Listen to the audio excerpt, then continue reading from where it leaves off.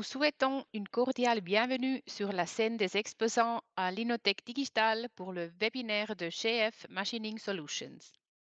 Ein herzliches Willkommen auf der Ausstellerbühne der Inotech Digital. Schön, dass Sie alle da sind. Je m'appelle Elena Wunkenel et je vais vous guider dans le programme. Ce webinaire se déroulera en français. Avez-vous des questions sur ce webinaire? Les employés des GF Machining Solutions ont le plaisir de vous attendre au Welcome Desk sous la rubrique Expo. Je suis très contente de maintenant donner la parole à Christophe Thibault de GF Machining Solutions. Pour ça, on déménage maintenant directement à Vienne et attendons avec impatience les actualités de GF Machining Solutions Showroom.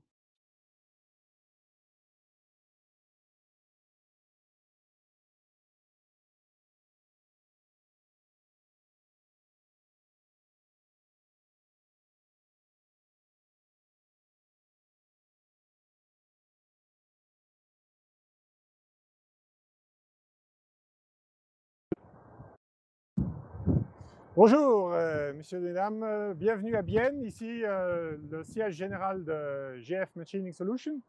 Je vous prie de me suivre. Voilà, alors nous sommes au sein de GF, une société que vous connaissez peut-être.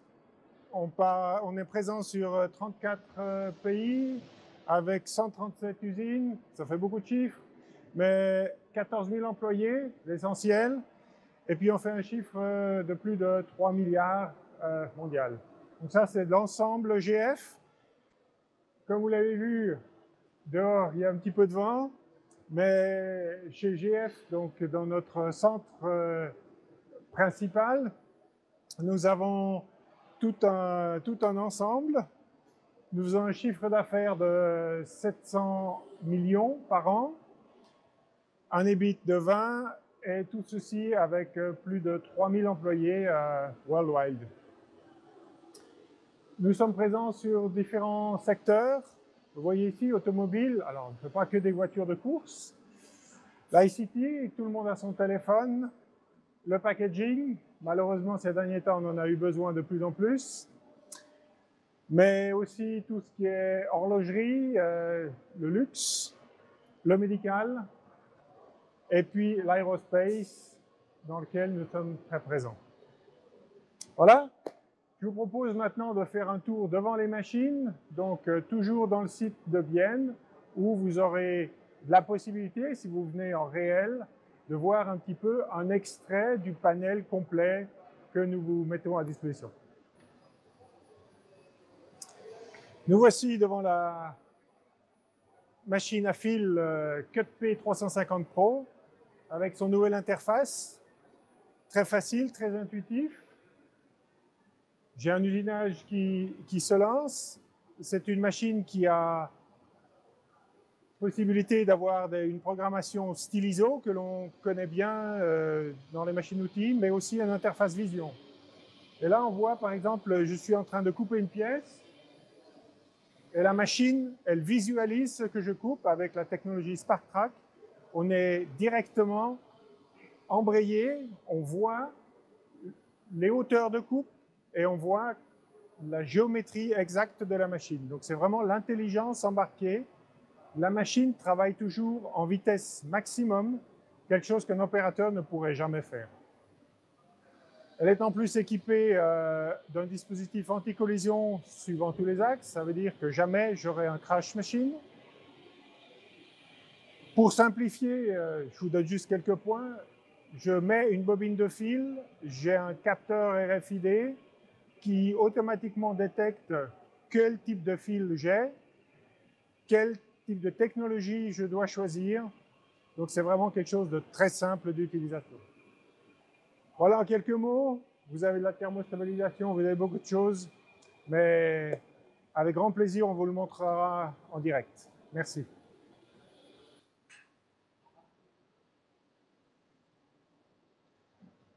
Alors nous sommes ici en face d'une cellule, une cellule automatisée avec une machine d'enfonçage, un robot, et ici une fraiseuse.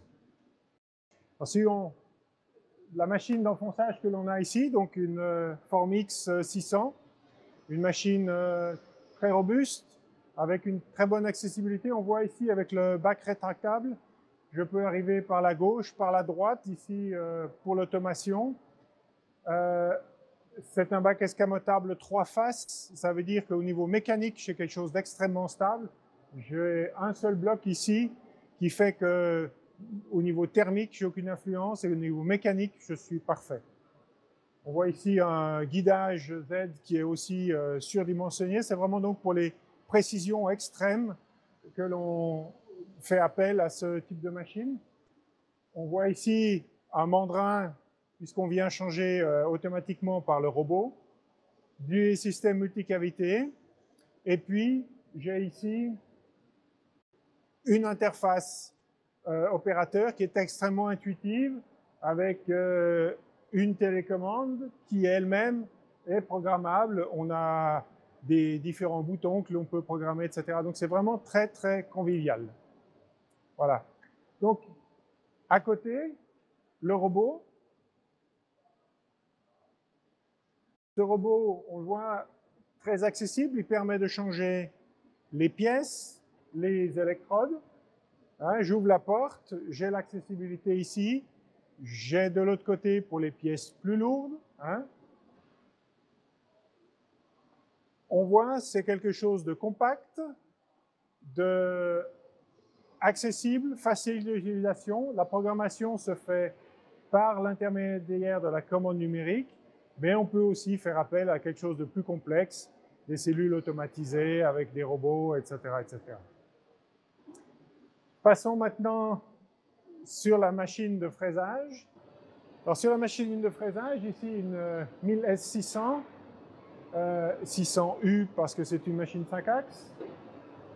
C'est une machine, vous le voyez aussi, largement dimensionnée, avec des moteurs linéaires sur tous les axes. Donc c'est une machine extrêmement dynamique pour des états de surface très fins, tout en ayant une broche qui est capable d'enlever de la matière, d'avoir du couple, puisqu'elle a ici, c'est une broche à 36 000 tours, avec un couple important, puis un HSK 63 qui permet d'avoir des outils suffisamment dimensionnés pour avoir des très gros enlèvements de matière.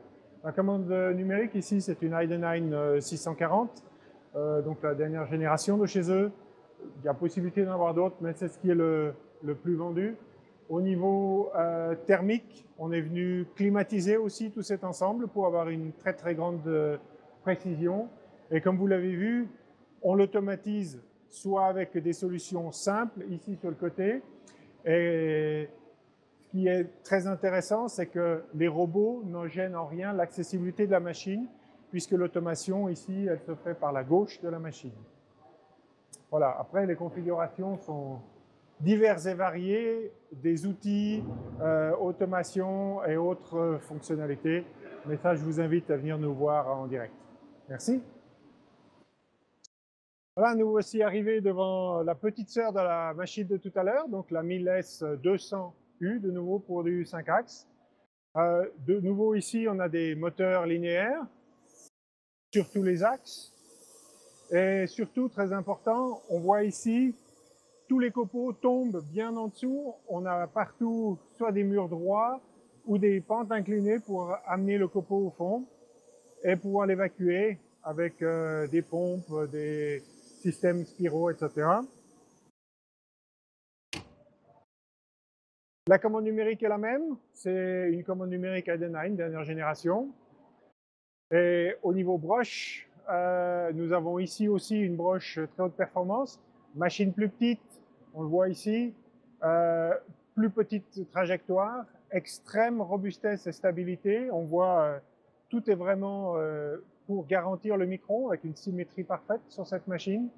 Une broche de 50 000 tours avec un HSK 32 pour encore avoir du couple et pas du 25. Voilà, tout ça pour garantir la précision, des états de surface extrêmement fins et une très grande rapidité dans l'exécution. Après, il faut amener les pièces, il faut amener les outils.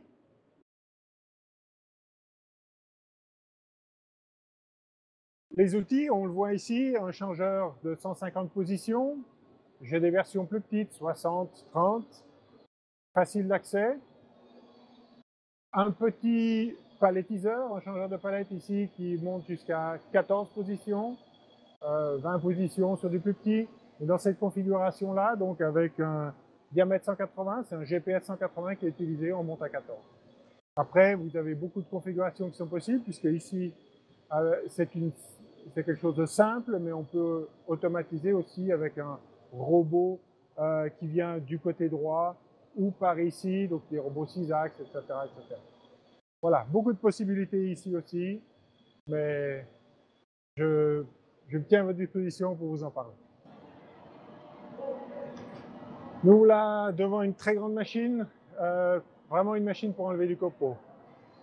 800, une 1000P, P pour performance, puissance. Si je regarde un petit peu, que j'ouvre la porte, on voit un berceau vraiment très bien dimensionné qui nous permet d'avoir des précisions très importantes, une très grande dynamique malgré les tailles. Hein. J'ai ce berceau, ce sont des moteurs linéaires, donc des moteurs torque, des moteurs couple. Il est refroidi, de même que tous les autres axes sont refroidis. J'ai en Y deux moteurs qui sont là en parallèle pour éviter justement des porte-à-faux ou des problèmes de précision, voire des vibrations. Quand j'ai beaucoup d'enlèvement de copeaux, on le voit ici aussi, j'ai partout un système pour faire en sorte que les copeaux tombent bien au fond du bac. Et au fond du bac, j'ai deux gros spiraux que l'on voit malheureusement pas à l'écran, mais qui permettent d'évacuer les copeaux jusqu'au convoyeur qui est derrière. J'en profite tant que la porte est ouverte. On voit ici au fond, j'ai une trappe. Cette trappe permet l'automation. Donc ici aussi, la personne qui travaille sur la machine a l'accessibilité totale à cette dernière, même s'il y a une automatisation. Après, on le voit, comme tout à l'heure, j'avais différents types de changeurs d'outils. Ici aussi, on peut avoir des changeurs rotatifs. Ici, des tours pour avoir beaucoup d'outils. On voit ici jusqu'à 170 ou plus de 250 outils, suivant le type de broche que l'on va aussi utiliser. Je peux l'automatiser avec des palettiseurs simples, avec des systèmes de palettisation plus complexes, des robots Fanuc, etc., etc. C'est vraiment sans limite, mais de nouveau, je me fais un plaisir de vous en parler plus en détail. Nous arrivons ici dans un autre domaine, le laser, et plus particulièrement la découpe fine au laser. On a ici une machine qui possède 5 axes mécaniques. Ce sont de nouveau des axes linéaires, avec des moteurs linéaires, donc une très grande dynamique. Et en plus de ça, j'ai une tête particulière qui, elle, a aussi 5 axes. Donc en réalité, c'est une machine 10 axes qui nous permet de faire des découpes extrêmement précises, extrêmement fines. On obtient des RA de 0,1 sur les flancs de découpe. On est capable de découper, alors en standard, on reste en dessous du millimètre, mais avec des précisions de plus ou moins 1 micron, dans l'extrême, bien évidemment. Et le tout, bien évidemment, nécessite une climatisation. Alors, on le voit ici au niveau de la source, cette climatisation, mais elle s'applique aussi au reste de la cabine. Voilà. En quelques mots, donc on fait de la découpe verticale, mais on fait aussi de la découpe avec des pentes, puisqu'on est capable de faire jusqu'à plus ou moins 15 degrés de découpe. Et comme toutes les machines, elles s'automatisent de façon simple, et à nouveau, jamais on va gêner l'accessibilité, puisque le robot passera par une porte derrière pour automatiser.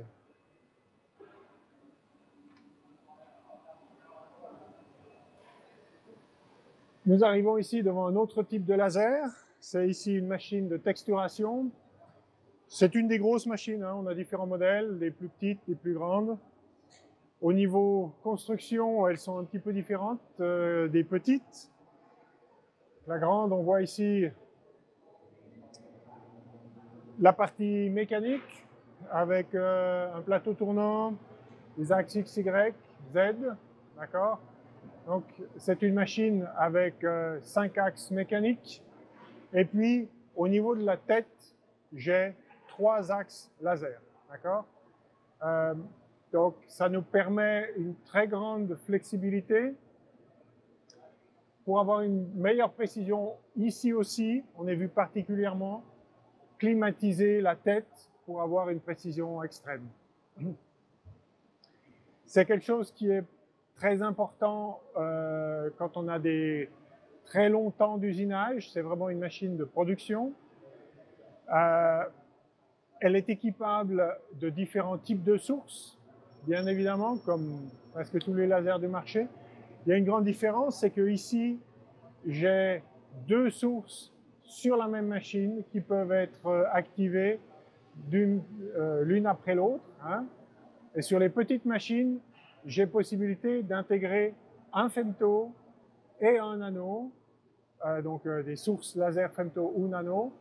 Et j'ai possibilité aussi d'avoir une source qui fait différentes couleurs. En général, on est dans l'infrarouge, mais je peux faire du vert et du rouge sur la même machine et avoir en plus ce qu'on appelle un nano switch qui permet de travailler aussi avec du nano. Donc on a en fait une très très grande variété d'impulsions que l'on peut obtenir.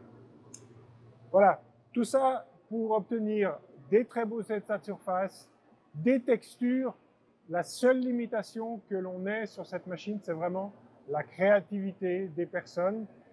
Tout ce que vous pouvez faire, vous pouvez le programmer et puis le simuler même, puisque ces machines sont livrées avec un ensemble de logiciels qui vous permet de faire facilement le pas entre la théorie et la pratique. Après, au niveau commande numérique, on voit ici, c'est une commande numérique un peu plus spécifique, mais très simple d'utilisation aussi. Mais venez nous voir. Toujours dans le domaine du laser, nous avons aussi donc de laser par additif. Nous avons plusieurs modèles. Ici, nous avons un modèle flex, donc qui est particulièrement adapté pour une utilisation plus universelle, à savoir changer de type de poudre. C'est donc de l'additif métallique, hein, ce sont des poudres métalliques que nous utilisons. Bon, il y en a toute une série, je ne vais pas rentrer en détail, mais la grande différence par rapport aux différentes autres machines, c'est qu'ici, on le voit, la machine est très grosse, robuste, avec un design mécanique qui nous permet de travailler avec un vide absolu. Donc on va faire le vide dans la machine, ce qui évitera d'avoir une consommation de gaz trop importante, puisqu'il faut travailler vraiment dans une atmosphère neutre pour ne pas avoir de corrosion. Je vous montre maintenant peut-être quelques types de pièces que l'on peut réaliser, parce qu'on en parle souvent, mais ici, par exemple, une pièce médicale. Alors, il y en a 2 qui sont empilées les unes sur les autres, mais on peut aussi faire des empilages beaucoup plus importants, puisque la taille de la machine, on a jusqu'à 500 par 500, et puis presque 500 de haut. On voit ici de nouveau dans le médical un corps creux qu'il vaut mieux pas avoir à utiliser, puisque c'est quelque chose qui se met dans la colonne vertébrale. Voilà, pour l'ossification. On voit ici des canaux de refroidissement qui ont été créés à l'intérieur d'une pièce pour de l'injection plastique. D'accord?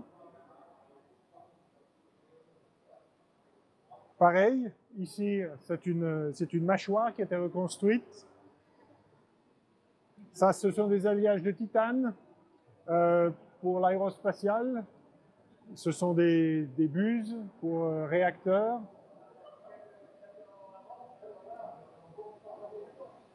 De nouveau, vous voyez des pièces que l'on ne pourrait pas réaliser de façon conventionnelle. Et presque comme ce que l'on avait tout à l'heure, ici encore une pièce très particulière avec une très grande résistance. La seule limite, c'est vraiment la créativité. Et on programme, on simule et on obtient ce que l'on a programmé.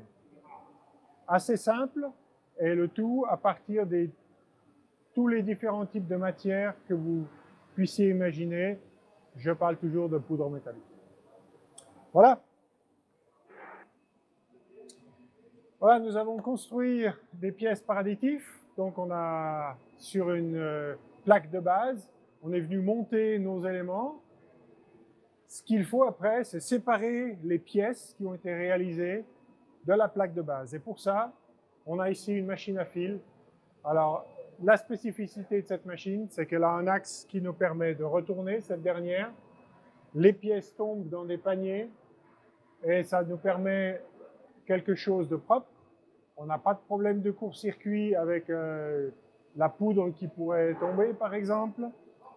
On arrive dans des paniers, c'est quelque chose qui peut être automatisé. Et le tout avec un fil particulier, puisque c'est un fil horizontal qui ne s'use pas. Voilà. Alors, ce fut succinct, mais vous avez eu un aperçu un peu de toutes nos différentes technologies et machines. J'espère qu'on vous a donné envie de venir nous voir. Mais avant de venir nous voir en live directement à Bienne ou à Mérin ou Lausanne, venez nous voir dans les salles. Nous avons des salles virtuelles, français, respectivement en allemand, où mon collègue et moi-même serons présents pour vous accueillir. Merci. Au revoir.